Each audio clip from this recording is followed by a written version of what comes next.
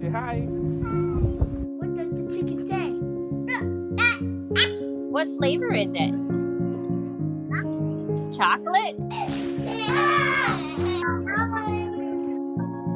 She plays hard just like the other kids do. You would just never know that she was sick.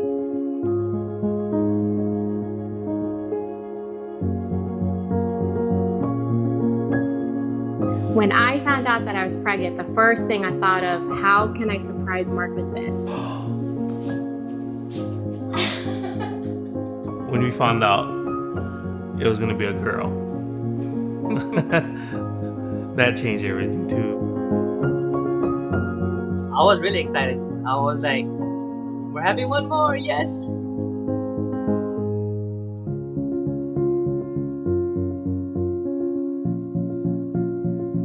The ultrasound technician was not, she became so sad. So I know that something's wrong. We got the diagnosis of alpha thalassemia major, and that was the first time I have heard of the condition.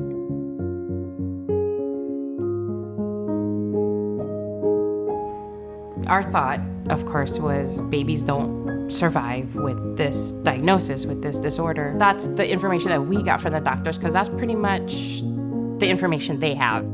The doctor said, let nature take its course and try again, 9 months from now. I was just shocked and confused because all they were saying was, he looks very sick.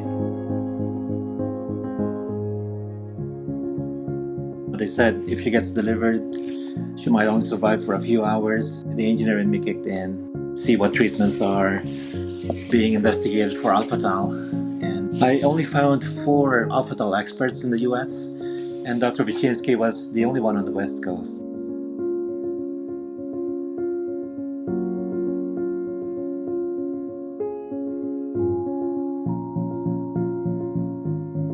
My doctor was saying, she had heard some things about blood transfusions. She wasn't really sure. We're like, what is that? We had no idea what that was. We'll do whatever we can to help her survive. So we went ahead with the blood transfusions, and it was really scary. The first one was really scary. We knew that this is the right course to take to fight for her.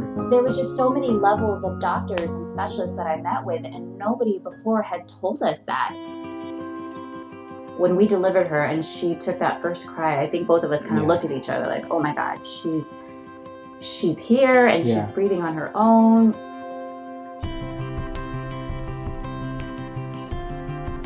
The general opinion was some doctors wouldn't even handle those type of cases because nobody had ever done any sort of in utero transfusions in Hawaii. We were just trying to do everything we could to get him to survive.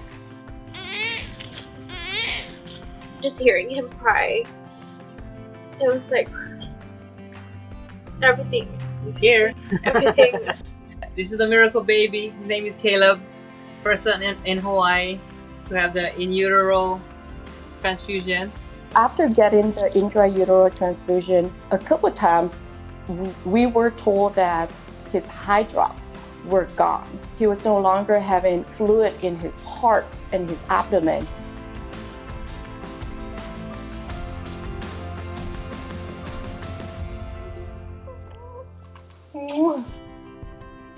Hi, this is Oliver. Oliver, say hi. I would put her inside my shirt. That's how little she was. And would just hug her.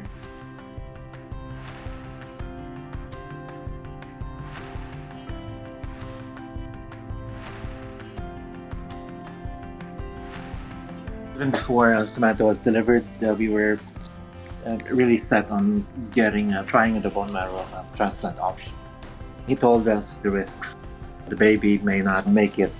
There could be complications after the bone marrow transplant. Our Natalie, our third child, is the perfect match for Samantha. When she was 3 years old, the doctor told us that she is totally cured. She does not have any more alpha thalassemia just because of the bone marrow transplant.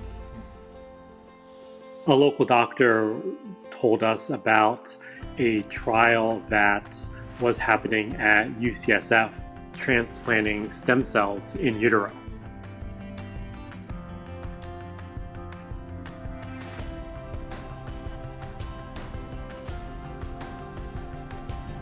Talking to Dr. McKenzie, I did ask her, am I the first?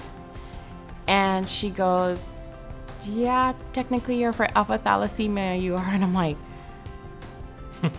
okay. And I just knew, like, we had no choice. Yeah. Why not? We woke up that morning, said yes, called UCSF, and then we were on a plane 10 hours later. Fluid was slowly disappearing. He was growing. You feel your heart grow. She was this little tiny thing they put right on my belly.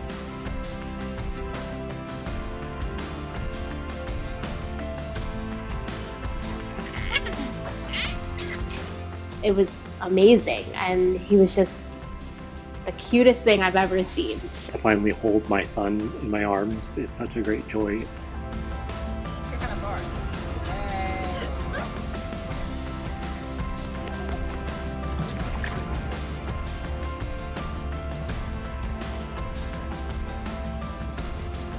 Just waiting for the transfusion to end, but she won hospital bingo. So we got Play-Doh. Oh, your foot. I'm waiting for my blood to come.